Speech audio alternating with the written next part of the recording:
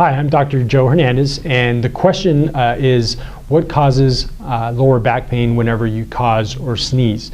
And what causes lower back pain is the pressure inside your spinal cord. When a person sneezes or coughs, that causes that pressure to go up inside the spinal cord, and that's what causes the pain when they do that. So that's the answer to why a person would have an increase in pain when they cough or sneeze.